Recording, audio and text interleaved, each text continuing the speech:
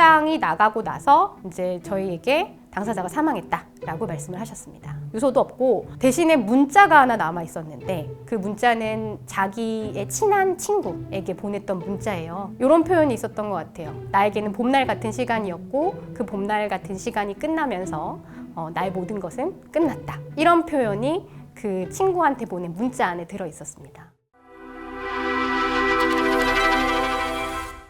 만약 여러분의 배우자가 바람을 피운다면 여러분의 심경이 어떻겠습니까? 그리고 그 배우자는 무슨 생각으로 바람을 피웠고 이 같은 사실이 모두 발각되고 가족 간의 다툼이 심화된다면 그 당사자는 어떤 생각을 하게 될까요? 실제 많은 사건에서 부부 중 일방이 바람을 피우게 되면 그 상대 배우자나 혹은 바람을 피운 당사자 본인이 자살을 시도하는 경우가 꽤 있습니다. 그리고 이 과정에서 사망을 하는 경우도 왕왕 존재합니다. 오늘은 바람 피운 남편이 자살하고 난 뒤 상간녀 소송을 진행하게 된 건에 대해서 이야기해 보겠습니다. 남편은 직장 동료였던 여직원과 바람을 피우게 되었습니다. 사실 이 남편은 집에서도 굉장히 다정한 스타일이어서 와이프에게 매우 친절하고 자녀들도 잘 챙기는 스타일이었어요. 이 때문에 남편이 여직원과 바람을 피웠다는 사실은 아내에게도 매우 충격적일 수밖에 없었습니다. 아내는 남편의 외도 사실을 시어른들께 알리고 증거 수집에 도움을 요청했습니다. 시어머니와 시아버지는 남편이 상간녀의 집에 있는 동안 직접 그 집에 쳐들어가서 남편을 데리고 나오기까지도 했습니다. 특히 시어머니께서 적극적으로 증거 수집 절차를 도와주셨는데요. 왜냐하면 시어머니도 나름 바깥 어르신의 소소한 외도로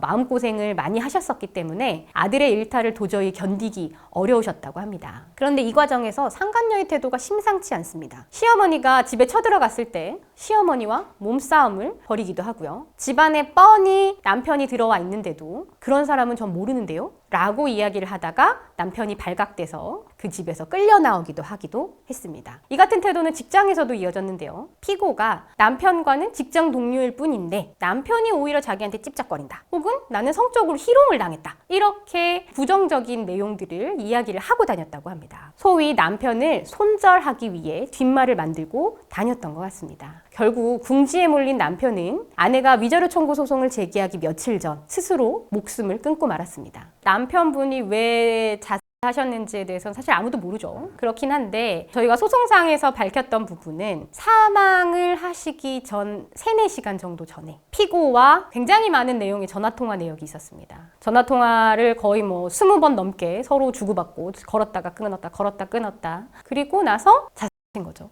사실 여기서 이 부분이 피고의 주장의 신빙성이 많이 떨어지는 부분이에요. 왜냐하면 피고는 남편을 직장 동료라고만 알고 있었다. 그리고 전화통화를 자주 했었던 것은 시험을 자기가 봐야 하는데 그 시험 문제를 해석해주고 풀어주느라고 전화통화를 자주 했다. 라고 이야기를 했었거든요. 근데 사망하기 직전에 그것도 새벽녘에 3-4시간 정도를 20번 넘게 전화통화를 했다? 이거 좀 이상하죠.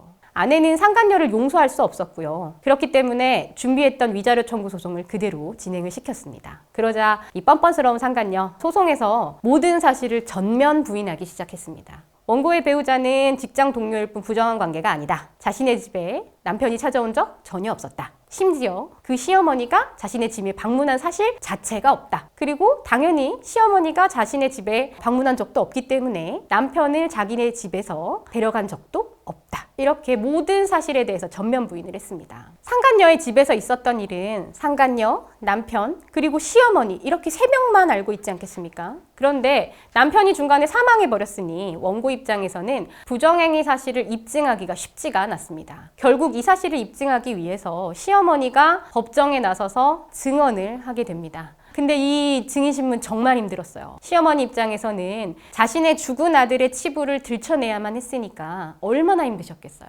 그리고 야속하게도 피고는 그렇게 힘들게 나와서 증언하는 시어머니를 거짓말쟁이라며 몰아붙였습니다. 그러나 시어머니가 위증까지 하며 거짓으로 죽은 자신의 아들의 치부를 꾸며서 이야기하였다. 이것은 아무리 생각해도 상식적이지 않거든요. 그 시어머니가 나와서 증언을 하시는 것은 잘못한 자가 더 이상 거짓말을 하지 못하도록 진실을 진실을 밝히는 것. 그리고 그렇게 하는 것이 살아있는 남은 자들이 앞으로 살아나갈 수 있게 하기 때문이었을 거예요. 재판부도 이 같은 내용을 지적하면서 시어머니의 눈물을 머금은 증언이 모두 사실이라고 인정하였습니다. 결국 재판부는 피고가 원고의 배우자와 부정행위를 하였음을 모두 인정하고 원고가 피고에게 위자료를 배상하라는 원고 승소 판결을 내렸습니다.